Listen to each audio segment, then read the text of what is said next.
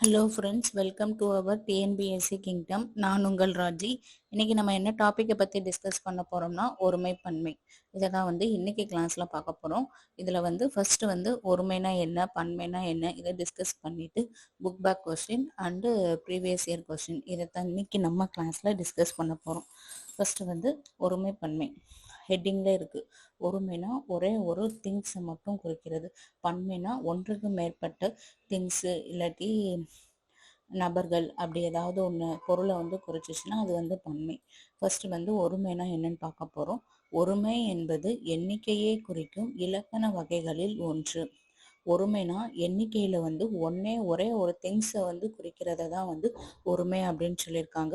அதுக்கு எக்ஸாம்பிள் பூ, மாணவன். இதில் பூனா ஒரே ஒரு பூ மட்டும் இருக்கும். ஃபார் எக்ஸாம்பிள் ரோஜாவில் ஒரே ஒரு ரோஜா வச்சிருந்தோம்னா அது ஒருமை அப்படின்னு சொல்றோம். அடுத்து நெக்ஸ்ட் மாணவன்னா சிங்கிள் பர்சன், அதனால அதை ஒருமை அப்படின்னு சொல்றோம். நெக்ஸ்ட் செகண்ட் பாயிண்ட் ஒருமை பொருட்களை குறிக்கும் பிரிவுகளில் ஆண்பால், பெண்பால், ஒன்றன்பால் என்னும் 3 அடங்கும்.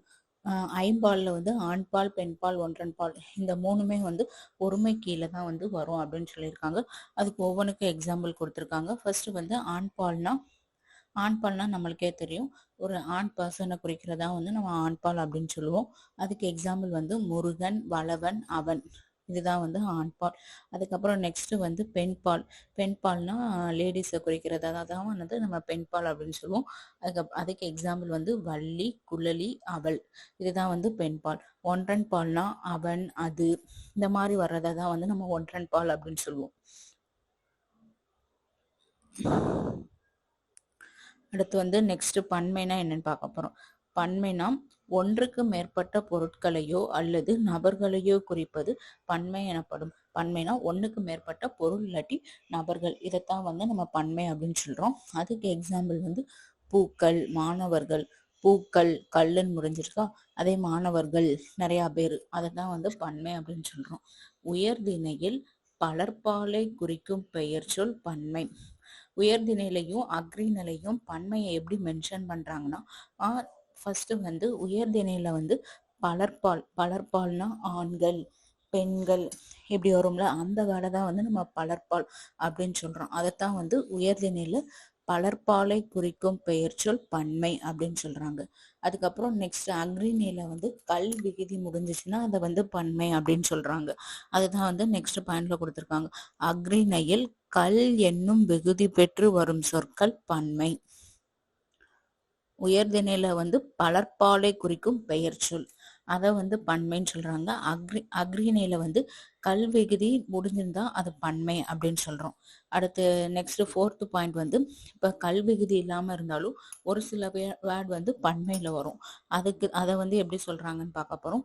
கல் விகுதி பெறாமல் வினைமுற்றால் பல பொருளை உணர்த்தும் பன்மைகளும் உண்டு. இதனை பால்பகா அக்ரிணை பெயர் அப்படின்னு சொல்றாங்க. கல் விகுதி பெறாம வினைமுற்றால கொண்டு முடிஞ்சிச்சுன்னா அதை நம்ம எப்படி சொல்றோம்னா பால்பகா அக்ரிணை பெயர் அப்படின்னு சொல்றாங்க. அதுக்கு எக்ஸாம்பிள் ஃபர்ஸ்ட் எக்ஸாம்பிள் மலர் விரிந்தது. இதுல ஃபர்ஸ்ட் மலர், இந்த மலர்ன்றது ஒரே ஒரு பூ மட்டும் குறிக்குது, அதனாலதான் இதில் மலர் என்பது ஒருமை அப்படின்னு சொல்றோம். அடுத்து நெக்ஸ்ட் மலர்கள் விரிந்தனர். இதில் மலர்கள் என்பது பன்மை. ஏன்னா கல் விகுதி முடிஞ்சிருக்கா, அதனால இதை பன்மை அப்படின்னு சொல்றோம்.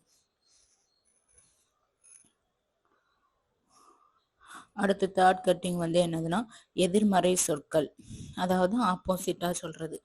வந்தது நீ அல்ல, பார்த்தது நான் அல்ல, நான் படித்த புத்தகம் இது அல்ல என்றெல்லாம் பேசுகின்றோம்.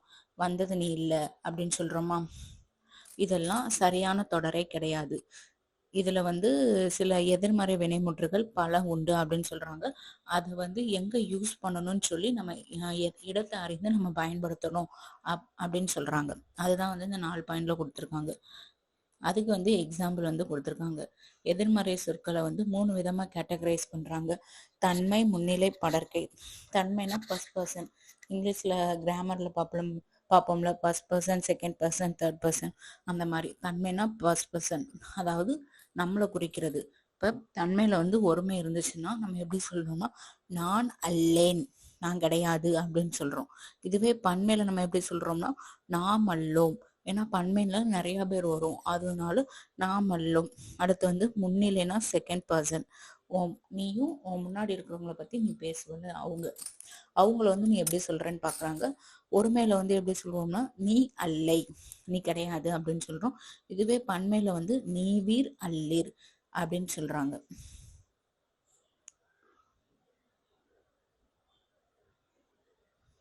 படற்கைனா தேர்ட் பர்சன். ரெண்டு பேர் பேசிட்டு இருக்கும் போதுல அந்த இடத்துல இல்லாத பர்சனை தான் வந்து நம்ம தேர்ட் பர்சன் அப்படின்னு சொல்றோம். அதான் படற்கை.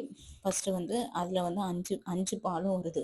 ஆண் பாலா இருந்துச்சுன்னா அவன் அல்லன் அப்படின்னு போடணும். பெண் பாலா இருந்துச்சுன்னா அவள் அல்லல் அப்படின்னு போடணும். அடுத்து பலர்பாலா இருந்துச்சுன்னா அவர் அல்லர்.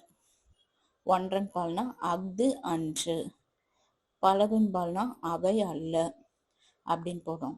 அதுக்கப்புறம் வேறு உண்டு இல்லை ஆகியவை மூவிடத்திற்கும் ஐம்பாலுக்கும் பொதுவான சொற்கள். வேறு உண்டு இல்லை இப்படி ஏதாவது ஒண்ணு வந்துச்சுன்னா தன்மை முன்னிலை படற்கை. இந்த மூவிடத்திற்கும் ஐம்பால், ஆண்பால், பெண்பால், பலர்பால், ஒன்றன்பால், பலவின் பால், இந்த அஞ்சு பாலுக்கும் வந்து பொதுவான சொற்கள் அப்படின்னு சொல்றோம். அடுத்து நெக்ஸ்ட் வந்து அன்றுக்கும் அல்லக்கும் உள்ள வித்தியாசம். அன்றுங்கிறது வந்து ஒருமை, அல்லன்றது வந்து பன்மை. அன்று என்பது ஒருமைக்கும் அல்ல என்பது பன்மைக்கும் உரியவை. ஃபார் எக்ஸாம்பிள் ஃபர்ஸ்ட் வந்து அன்று வச்சிருக்கோம் சொல்றாங்க, இது பழம் அன்று. அதாவது ஒரு ஃபார் எக்ஸாம்பிள் ஆப்பிள் இருந்துச்சுன்னா இது பழம் கிடையாது அப்படின்னு சொல்றாங்க. அதுக்கப்புறம் பன்மையில சொல்லும் போதுல இவை பழங்கள் அல்ல அப்படின்னு சொல்றோம். அடுத்து நெக்ஸ்ட் வந்து தான் தாம் எனும் சொற்கள். தானுக்கும் தாமுக்கும் உள்ள வித்தியாசம். தானுன்றது வந்து ஒருமையை குறிக்குது, தாமுங்கிறது வந்து பன்மையை குறிக்கிறது. தானுன்றது வந்து எதை குறிக்குதுன்னா ஒருமையை குறிக்குது, தாமுன்றது வந்து பன்மையை குறிக்கிறது. அதுக்கப்புறம் நெக்ஸ்ட் வந்து தான், தன்னை, தன்னால், தனக்கு, தனது, இதெல்லாம் வந்து ஒருமை தொடர்ல பயன்படுத்த வேண்டும். அதாவது தான், தன்னை, தன்னால், தனக்கு, தனது. பன்மையில வந்து என்னென்ன பயன்படுத்துறோம்னா தாம், தம்மை, தம்மால், தமக்கு, தமது, இதை வந்து பன்மை தொடர்ல நம்ம பயன்படுத்துறோம். அதுக்கு எக்ஸாம்பிள் வந்து தலைவர் தமது கையால் பரிசு வழங்கினார். ஃபர்ஸ்ட் வந்து தலைவர் வந்து தமது கையால் பரிசு வழங்கினார். இதுல ஏன் வந்து தமதை வந்து பன்மை அப்படின்னு சொல்றோம்னா இங்க தலைவர்ன்றது வந்து ஒரு மரியாதைக்குரியான வேர்டு, அதனால அதை வந்து பன்மையில நம்ம மென்ஷன் பண்றோம். நெக்ஸ்ட் வந்து மாணவன் தனது கையால் பெற்றுக்கொண்டான். அந்த பரிசை வந்து தனது கையால், அப்ப மாணவன் வந்து ஒருமை, அதனால தனது கையால் அந்த பரிசை வந்து வாங்கியிருக்கான் அப்படின்னு சொல்றாங்க. இங்க அதான் அது கீழே சொல்றாங்க, இங்கு தலைவர் என்பது ஒருமையை குறித்தாலும் இது மரியாதை, ஸோ அதனால பன்மை அப்படின்னு சொல்றோம். அடுத்து நெக்ஸ்ட் எக்ஸாம்பிள் வந்து மாடுகள் தமது தலையை ஆட்டின. மாடுகள் அப்ப பன்மைதான், அதனால தமதுன்னு போடுறாங்க. அதுக்கப்புறம் கன்று தனது தலையை ஆட்டியது. கன்றுங்கிறது வந்து ஒருமை, ஸோ தனது, அந்த வேர்டை வந்து நம்ம யூஸ் பண்றோம். இதுதான் வந்து ஒருமைக்கும் பன்மைக்கும் உள்ள வித்தியாசம். அதுக்கப்புறம் எதிர்மறை சொற்களை எங்க நம்ம யூஸ் பண்ணணும்னு சொல்லி இடமறிந்து நம்ம பயன்படுத்தணும்.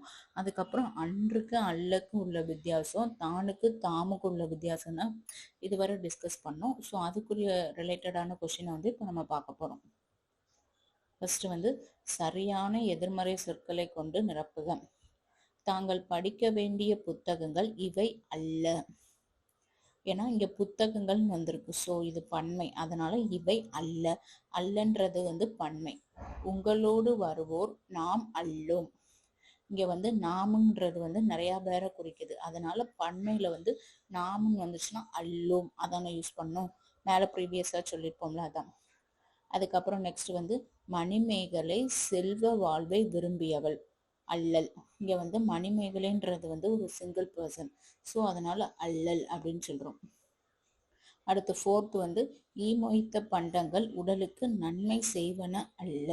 ஈ மொய்த்த பண்டங்கள், பண்டங்கள்னு சொல்லி பன்மையில இருக்கா, ஸோ அது வந்து உடலுக்கு வந்து கேடு அப்படின்னு சொல்றோம். அதனாலதான் அல்லன்ற வேர்டை வந்து நம்ம யூஸ் பண்றோம். இந்த நிலத்துக்கு உரிமையாளர் நீ அல்லை. அதாவது இது வந்து முன்னிலையில வரும். ஸோ இது வந்து உரிமையாளர்னா ஒரே ஒருத்தர் தான் இருப்பாரு. ஸோ அதனால சிங்கிள் பர்சன். ஸோ அதனால நீ அல்லை அந்த வேர்டை நம்ம யூஸ் பண்றோம்.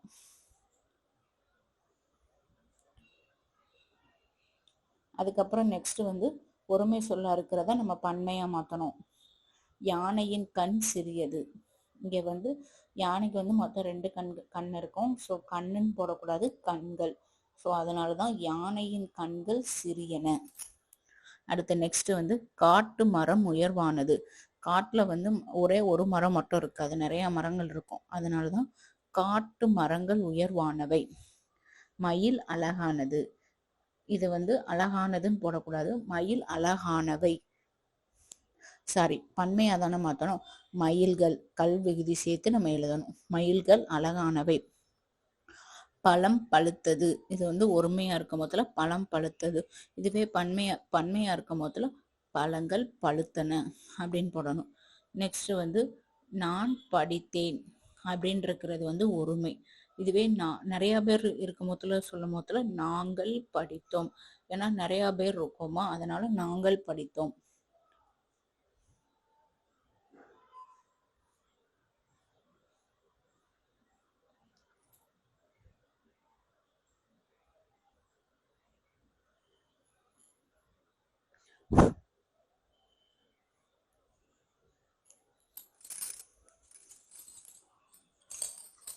இப்போ நெக்ஸ்ட் வந்து பன்மையில இருக்கும், அதை நம்ம ஒருமையா மாத்தணும். பசுவும் கன்றும் மேய்ந்தனர். இதுல பசுவும் கன்றும், பசுவுன்னா நிறையாது, அதனால பசுவுடன் கன்று மேய்ந்தது அப்படின்னு மாத்தி போடணும். மரத்தில் காயும் கனியும் இருந்தனர். மரத்தில் காயுடன் கனி இருந்தது. அந்த உடன்ற வார்த்தையை மட்டும் சேர்த்து நம்ம எழுதணும். அடுத்து நெக்ஸ்ட் தேர்ட் வந்து சிறுவனும் சிறுமியும் வந்தனர். சிறுவனும் சிறுமியும் வந்தனர் அப்படின்னு போடணும். யார் கூட வந்தாங்கன்னா சிறுவனுடன் சிறுமி வந்தாள். இங்க சிறுமின்றது வந்து ஒருத்தர், ஸோ வந்தாள். அது பெண்பால்னால வந்தாள் அப்படின்னு போடுறோம். அண்ணனும் தம்பியும் பரிசு பெற்றார். அண்ணனுடன் தம்பி பரிசு பெற்றான். ஓகேவா. அடுத்து நெக்ஸ்ட் வந்து பாலும் தேனும் இனித்தன. இனித்தன, பாலுடன் தேன் இனித்தது. உடனுடன் போட்டு எழுதினாலே போதும். யானைப்படையும் குதிரைப்படையும் சென்றனர். யானைப்படையுடன் குதிரைப்படை சென்றது அப்படின்னு போடணும்.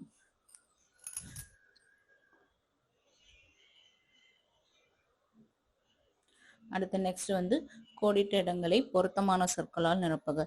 சிறுமி டேஸ் கையில் மலர்களை வைத்திருந்தாள்.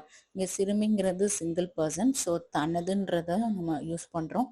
தமதுங்கிறது வந்து பன்மை, அதனால அது வந்து இங்க வராது.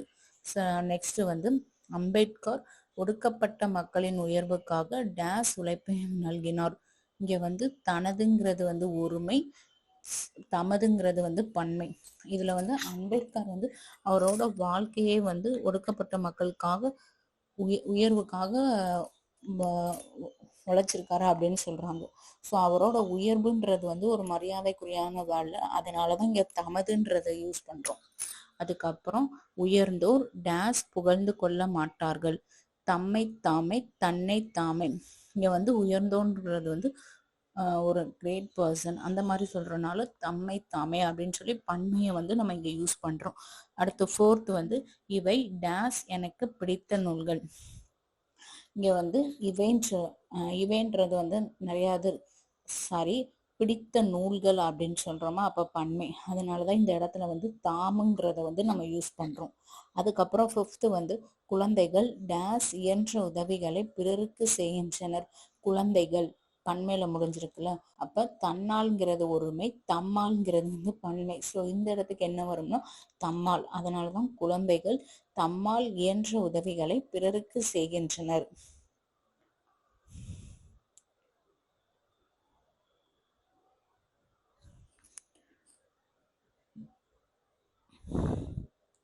அடுத்து நெக்ஸ்ட் வந்து கோடிட்ட இடத்தில் உரிய விடையை தேர்ந்தெடுத்து எழுதுக.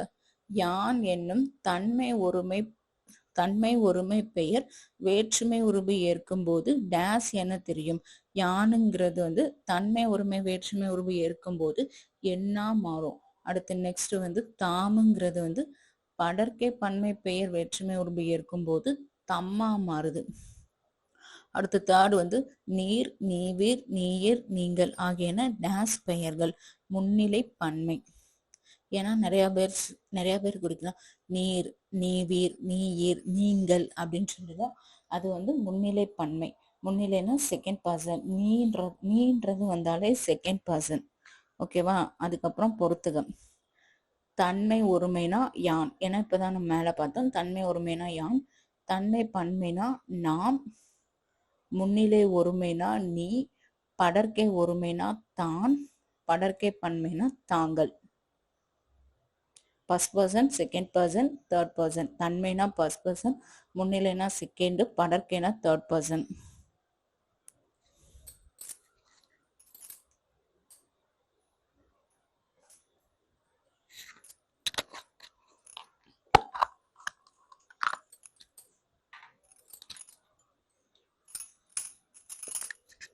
அடுத்து நெக்ஸ்ட் வந்து பொருத்தமான பன்மை விகுதியை சேர்த்து எழுதுக. அதாவது கல் விகுதி சேர்த்து எழுதணும். கல் வந்துச்சுன்னா கற்கள், சொல்னா சொற்கள், பூனா பூக்கள், பசுனா பசுக்கள், மரம்னா மரங்கள். இதெல்லாம் உங்களுக்கே தெரியும். இதை தடவை ரீட் பண்ணாலே உங்களுக்கு புரிஞ்சிடும்.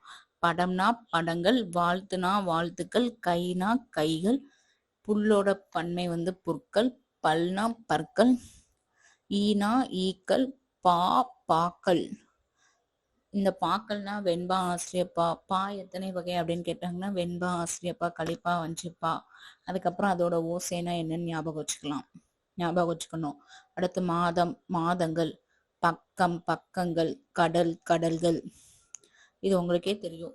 ஏன்னா நம்ம ப்ரொனவுன்ஸ் பண்ணும் போதுல இப்ப கல்னா அதோட பன்மை வந்து கற்கள்னு சொல்லி நம்மளுக்கே தெரியும்ல. இருந்தது இப்போ வந்து ப்ரீவியஸ் இயர்ல கேட்கப்பட்ட கொஸ்டின். பொருத்தமான பன்மை விகுதியை சேர்த்து எழுதுக. இப்ப 4 கொடுத்துருக்காங்க. இதுல வந்து எது கரெக்டா இருக்குன்னு சொல்லி பார்க்க போறோம். ஃபர்ஸ்ட் ஆப்ஷன் பா பாக்கள், செகண்ட் ஆப்ஷன் கா காக்கள், தேர்ட் ஆப்ஷன் ஈக்கள், ஃபோர்த் ஆப்ஷன் மடு மடுக்கள். இதுல வந்து பா பாக்கள் வர வாய்ப்பு இருக்கு.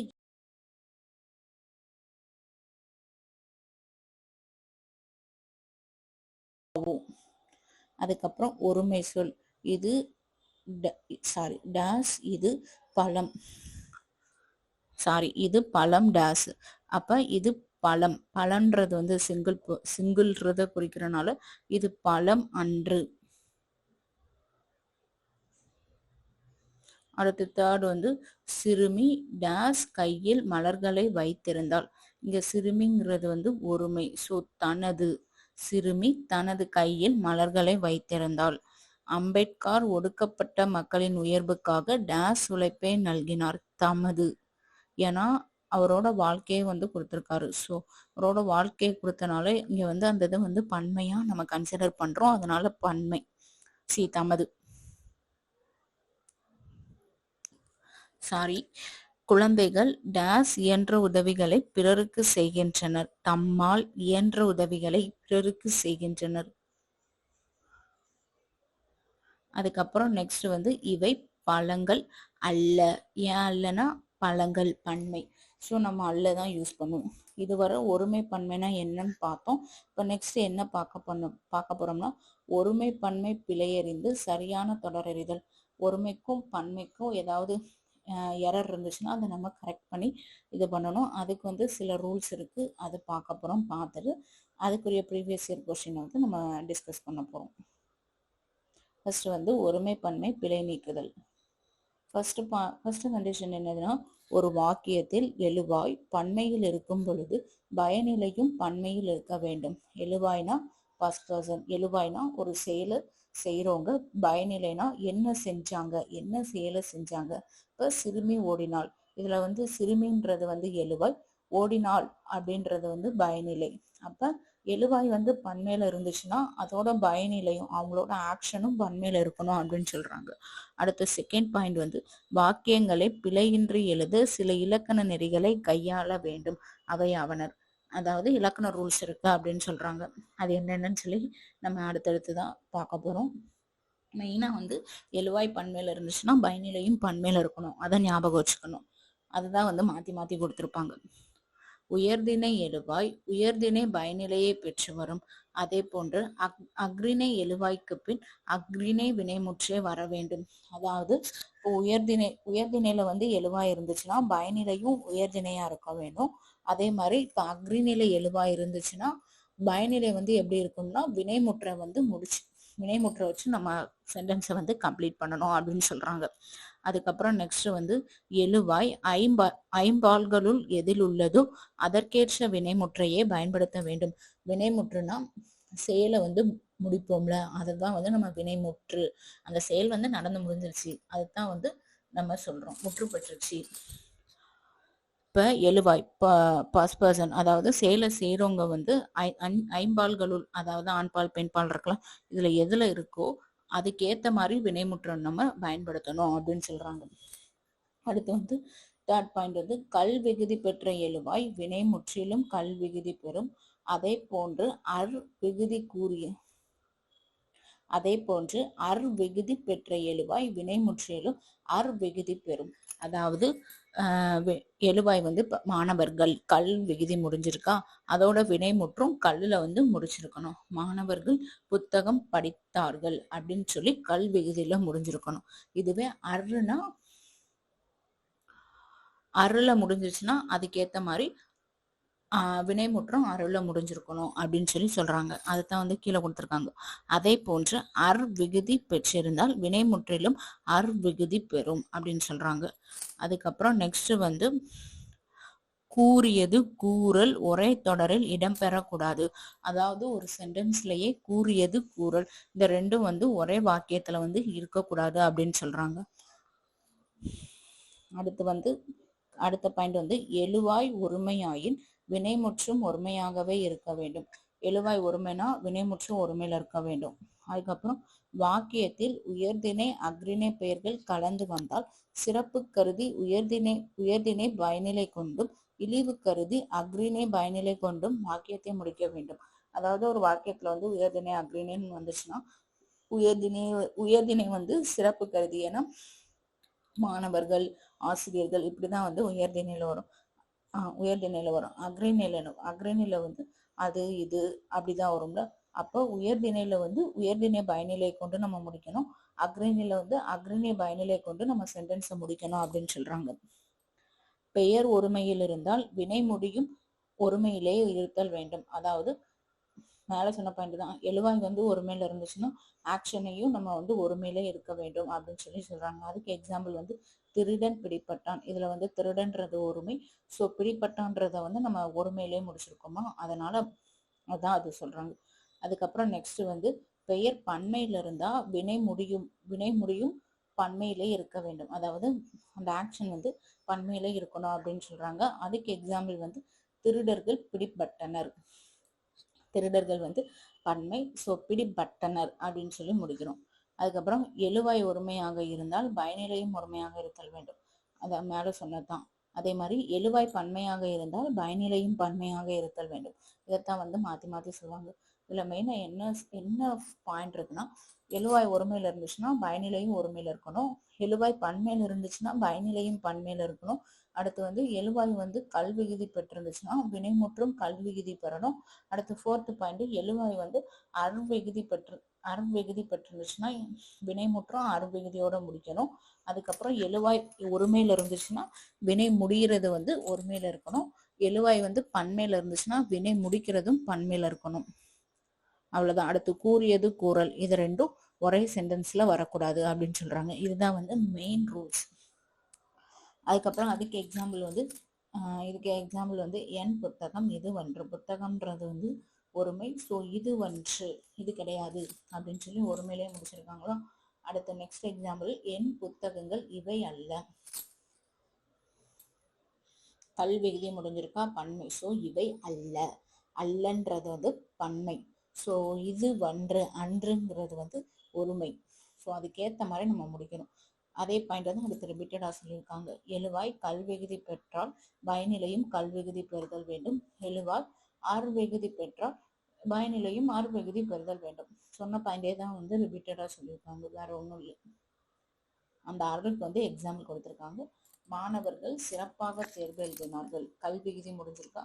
ஸோ மாணவர்கள்ன்றது வந்து எழுவாய், என்ன செஞ்சிருக்காங்கன்னா தேர்வு எழுதியிருக்காங்க. ஸோ எழுதினார்கள் வந்து பயனிலை. இது கல்லுக்கு. இப்ப அருக்கு. மூவர் தேவாரத்தை பாடினர். மூவர்ன்றது வந்து எழுவாய், பாடினர் அப்படின்றது வந்து ஆக்ஷன். அடுத்து நெக்ஸ்ட் வந்து என்ன பார்க்கறோம்னா ஓடாது ஓடா, மேயாது மேயா. இதுல வந்து பலவின் பாலும் ஒன்றன் பாலும் பயன்படுத்துறாங்க. அதாவது ஒன்றன் பாலுக்கு வந்து தூன்றது வந்து வினைமுற்று விகுதி. அந்த தூன்றதை வந்து நம்ம பலவின் பாலுக்கு பயன்படுத்த கூடாது அப்படின்னு சொல்றாங்க. எதிர்மறை வாக்கியங்களில் தூ என்பது ஒன்றன் பாலுக்குரிய வினைமுற்று விகுதி. தூன்றது வந்து ஒன்றன் பாலுக்குரிய வினைமுற்று விகுதி. அதை வந்து நம்ம பலவின் பாலுக்கு வந்து பயன்படுத்தக்கூடாது அப்படின்னு சொல்றாங்க. அடுத்து நெக்ஸ்ட் வந்து உடன்பாட்டு பன்மையில் பிழை. இதுவும் மேல சொன்ன பாயிண்ட் மாதிரிதான், ஆப்போசிட்டா அதே தான். எதிர்மறை வாக்கியங்களை போல உடன்பாட்டு வாக்கியங்களிலும் பலவின்பால் எழுவாயாக வரும் இடத்தில், அதாவது பலவின்பால் நிறைய ஆண்கள் பெண்கள் அந்த மாதிரி அது வந்து எழுவாயாக வரும்போது தூ என்னும் ஒன்றன்பால் வினைமுற்ற விகுதிகளை பயன்படுத்துதல் பிழையாகும். ஒன்றன்பால் வினைமுற்ற விகுதியை அந்த இடத்துல நம்ம யூஸ் பண்ணக்கூடாது அப்படின்னு சொல்றாங்க. அதுக்கப்புறம் இப்போ எக்ஸாம்பிள் பார்த்துட்டு நெக்ஸ்ட் வந்து ப்ரீவியஸ் இயர் கொஸ்டின் டிஸ்கஸ் பண்ண போறோம். இதுக்கு தங்கை வருகிறது, பிழை திருத்தம். பிழையா இருக்கிறத வந்து நம்ம திருத்தி எழுதுகிறாங்க. தங்கை வருகிறாள். தம்பி வந்தார். தம்பி வந்தார்னா நம்ம சொல்ல மாட்டோம், ஏன்னா அது பன்மையாயிரும். தம்பி வந்தான். மாணவர்கள் எழுதினர், எழுதினார்கள். மாணவர்கள் என பன்மை. ஆசிரியர் பலர் வந்தார்கள். ஆசிரியர் பலர் வந்தனர். மங்கையர்க்கரசியார் பேசினாள். மங்கையர்க்கரசியார் பேசினார். என் எழுதுகோல் இது வல்ல. எழுதுகோல்ன்றது வந்து ஒரே ஒரு பென்சில். ஸோ இது வல்ல. அல்லன்றது வந்து பன்மை. ஸோ அதனால என் எழுதுகோல் இது அன்று. அவன் மாணவன் அல்ல. அல்லன்றது வந்து பன்மை. ஸோ அல்லன் அப்படின்னு சொல்லி போடணும். அவன் மாணவன் அல்லன்.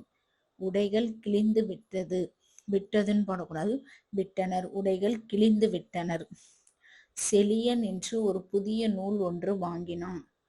செலியன் என்று புதிய நூல் ஒன்று வாங்கினாள். ஏன்னா ஒன்றுன்றது வந்து ஒரே சென்டென்ஸ்ல வந்தாலும் ஒரே மீனிங் தான். அதனால அந்த உரை வந்து நம்ம கட் பண்ணிடுறோம். அடுத்து நெக்ஸ்ட் வந்து தலைவர் நாளை வந்தார். தலைவர் நாளை வருவார். வந்தாருன்றது வந்து முடிஞ்சு போயிடுச்சு. வருவார்னா நாளைனா நாளைக்கு இனிமேல் தான் வருவாங்க. ஸோ அதனால அடுத்து நெக்ஸ்ட் வந்து ஆமைகள் வேகமாக ஓடாது. இதுல வந்து இந்த ஒன்றன் பாலுக்குரிய விகுதியை வந்து பலவின் பாலுக்கு நம்ம யூஸ் பண்ணக்கூடாது. அதனாலதான் இங்க ஓடா அப்படின்னு போடுறாங்க. ஆமைகள் வேகமாக ஓடா. நபிகள் தோன்றும் இடத்தில் சிறியதாய் இருக்கும். நபிகள் தோன்றும் இடத்தில் சிறியனவாய் இருக்கும். தலைவர் தன் தொண்டர்களுக்கு நன்றி கூறினார்.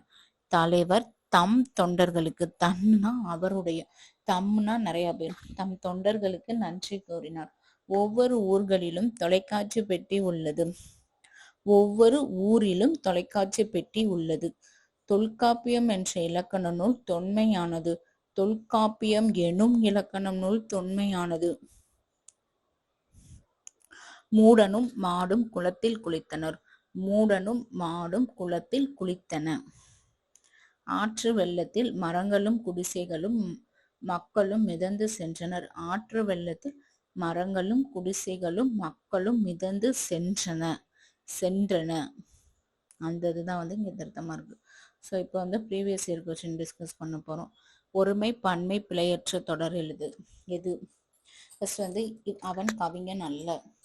அல்லன்றது வந்து பன்மை, ஏன்னா கவிஞன்றது வந்து சிங்கிள் பர்சன். அதுக்கப்புறம் செகண்ட் ஆப்ஷன் வந்து அவன் கவிஞன் அன்று. இது வந்து ஓரளவு கரெக்டாக தான் இருக்கு. பட் வந்து இங்க என்னதுன்னா நம்ம வந்து முன்னிலை தன்மை முன்னிலைன்னு பார்த்தோம்ல, அப்ப அங்க வந்து சிங்கிள் பர்சன் இருந்துச்சுன்னா அல்லன்ற வார்த்தையை தான் நம்ம யூஸ் பண்ணுவோம். அதனால செகண்ட் ஆப்ஷன் வராது. ஸோ அதுக்கப்புறம் தேர்ட் ஆப்ஷன் வந்து அவன் கவிஞன் அல்லன் அப்படின்ற ஆப்ஷன் தான் வந்து கரெக்ட். ஸோ என்ன ஆப்ஷன் கரெக்ட்னா இந்த ஆப்ஷன் தான் வந்து கரெக்ட்.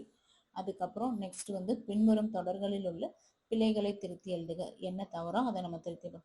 திருத்தி எழுத போறோம். அதை செய்தது நான் அன்று. இது வந்து முன்னிலை சென்டென்ஸ். ஸோ நான் அன்றுன்றது வந்து நம்ம அங்கே யூஸ் பண்ண மாட்டோம். நான் அல்லேன் அந்த தான் வந்து நம்ம யூஸ் பண்ணுவோம். அதுக்கப்புறம் பானையை உடைத்தது கண்ணன் அல்ல.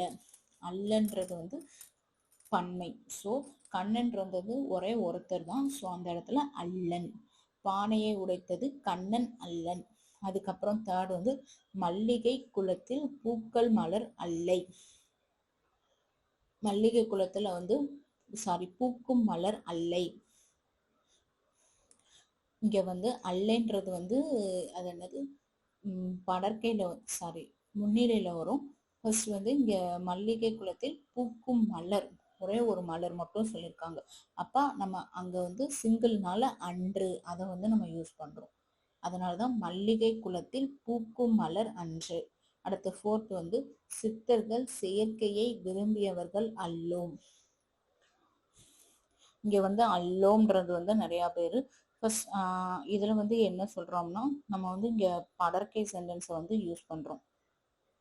சித்தர்கள் செயற்கையை விரும்பியவர்கள் அல்லர். பகைவர் நீவிர் அல்லர். பகைவர் நீவிர் அல்லீர். ஏன்னா நீவிர்ன்ற வந்திருக்கு பன்மை. ஸோ அல்லீர்னு தான் நம்ம யூஸ் பண்ணுவோம். ஏன்னா இதுக்கு முன்னாடி வந்து ஏன் இதெல்லாம் யூஸ் பண்றோம்னு சொல்லி முதல்ல டிஸ்கஸ் பண்ணியிருப்போம். அதனாலதான். அரசர்கள் அடுத்த நெக்ஸ்ட் வந்து பிழையை திருத்தி எழுதுக. அரசர்கள் நல்லாட்சி செய்தார். அரசர்கள்னா நிறைய பேர், அதனால நல்லாட்சி செய்தார்கள். இது வந்து எப்படின்னா கல்விகுதி, அதாவது எழுவாய் கல்விகுதியில முடிஞ்சிச்சுன்னா பயனிலையும் கல்விகுதியில முடியணும். அந்த ரூலை யூஸ் பண்ணியிருக்காங்க. அடுத்து செகண்ட் வந்து பசு கன்றை ஈன்றனர். பசு கன்றை ஈன்றது. மேகங்கள் சூழ்ந்து கொண்டது. மேகங்கள் சூழ்ந்து கொண்டன. வாழை கன்றை ஈன்றனர். வாழை கன்றை ஈன்றது. அதுக்கப்புறம் பிழையை நீக்கி எழுதணும். மதினா சிறந்த இசை வல்லுனர் வேண்டும். வல்லுனர்ன்றது வந்து தவறா இருக்கு. வல்லுனராக. மதினா சிறந்த இசை வல்லுனராக வேண்டும். அடுத்து நெக்ஸ்ட் வந்து நல்ல தமிழுக்கு எழுதுவோம். தமிழுக்குன்றது தமிழுக்கு அப்படின்னு சொல்லி யூஸ் பண்ண மாட்டோம். நல்ல தமிழில் எழுதுவோம். அடுத்து தேர்ட் பாயிண்ட் வந்து பவளவிழி தான் பரிசு உரியவள். பவளவிழி தான் பரிசுக்கு உரியவள். இக்கு துன்பத்தால் பொறுத்து கொள்பவனை வெற்றி பெறுவான். துன்பத்தை பொறுத்து கொள்பவன் தான் வெற்றியை பெறுவான். குழலியும் பாடத் தெரியும். குழலிக்கு பாடத் தெரியும். ஏன்னா இது வந்து நம்ம வாசித்தாலே நம்மளுக்கு வந்து எந்த சென்டென்ஸ் வந்து கரெக்டா வரும்னு சொல்லி நம்மளுக்கு தெரியும்.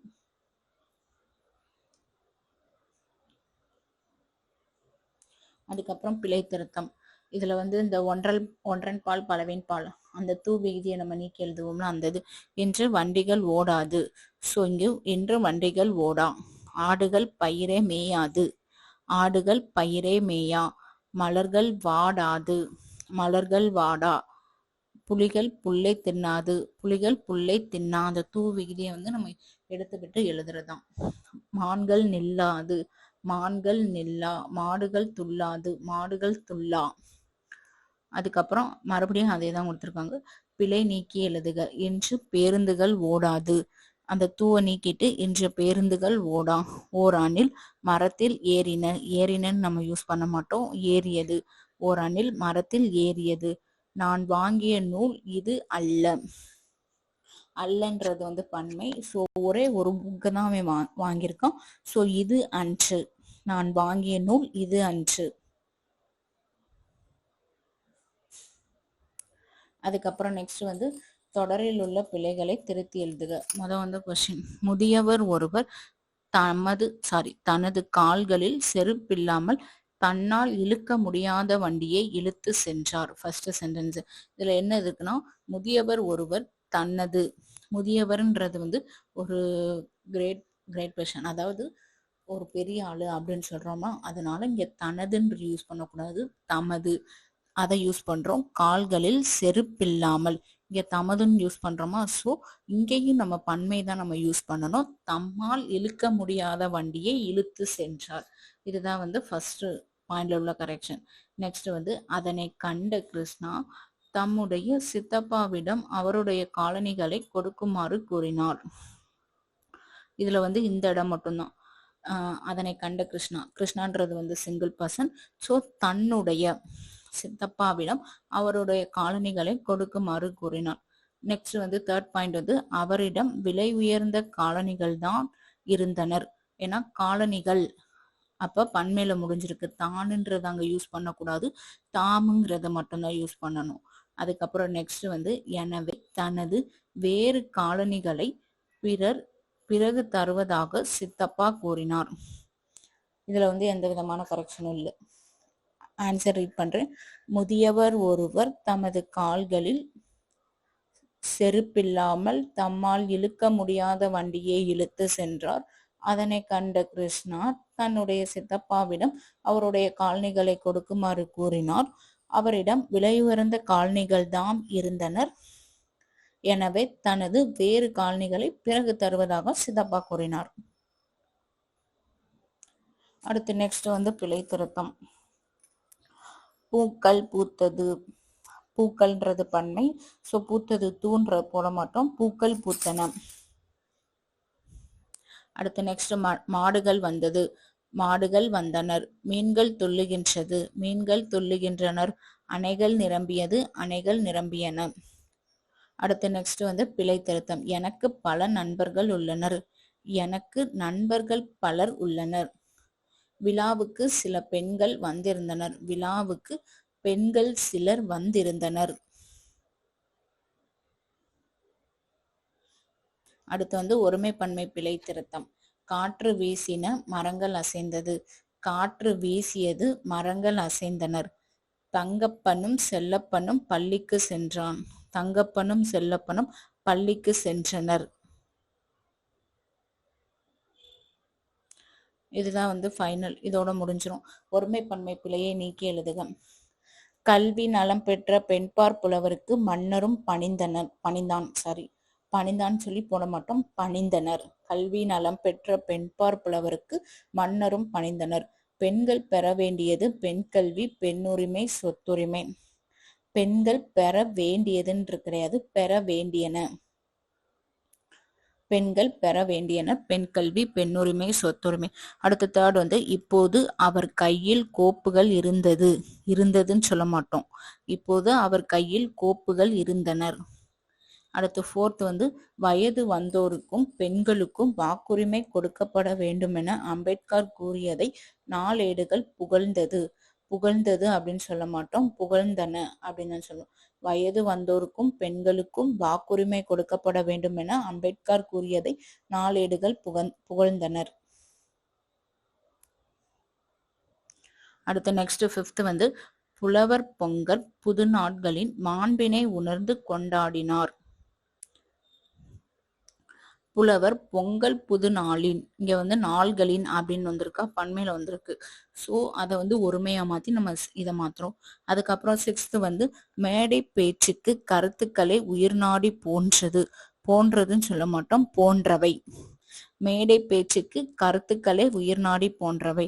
அடுத்து செவன்த் வந்து ஈஸ்ட்மன் என்பவர் படச்சுருள் தயாரிக்கும் முறையை கண்டுபிடித்தனர்னு சொல்ல மாட்டோம், கண்டுபிடித்தார். ஏன்னா ஒருத்தர் தான், ஸோ அதனால கண்டுபிடித்தார். ஈஸ்ட்மன் என்பவர் படச்சுருள் தயாரிக்கும் முறையை கண்டுபிடித்தார். அடுத்து எய்த்து வந்து இயங்குறு படங்களை குழந்தைகள் விரும்பி பார்க்கின்றது அப்படின்னு சொல்ல மாட்டோம், ஏன்னா குழந்தைகள் வந்து பார்க்கின்றனர், அரு விகுதி போட்டு நம்ம இது பண்ணுவோம். அடுத்து நைன்த்து வந்து திரையரங்குகளில் திரைப்படம் காட்ட ஒளிப்பட கருவி என்ற கருவி கின்றனர் சொல்ல மாட்டோம், பயன்படுத்துகின்றது. அதாவது அந்த சென்டென்ஸுக்கு ஏற்ற மாதிரி நம்ம கரெக்டா பிழையை எடுத்துட்டு எழுதணும். அடுத்த 10th வந்து நமது சமுதாயத்தில் அறிவியலும் தொழில்நுட்பமும் ஆங்காங்கு ஒளிபரப்பும் மின் விளக்குகள் போல் இருக்கின்றது. நமது சமுதாயத்தில் அறிவியலும் தொழில்நுட்பமும் ஆங்காங்கு ஒளிபரப்பும் மின் விளக்குகள் போல் இருக்கின்றனர். அதாவது இன்னைக்கு ஒருமை பன்மைனா என்னன்னு சொல்லி பார்த்தோம். அதுக்கப்புறம் சில ரூல்ஸ் பார்த்தோம். இதை மட்டும் அந்த ரூல்ஸை மட்டும் ஞாபகம் வச்சுக்கிட்டா நம்ம போதும். அதுக்கேற்ற மாதிரி நம்ம சென்டென்ஸுக்குரிய பிழையை எடுத்துட்டு திருத்தம் பண்ணி நம்ம எழுதிக்கலாம். இதுதான் வந்து இன்னைக்கு கிளாஸ்ல நம்ம டிஸ்கஸ் பண்ணோம். நெக்ஸ்ட் கிளாஸ்ல ஒரு நியூ டாபிக்கோட உங்களை நான் மீண்டும் சந்திக்கிறேன்.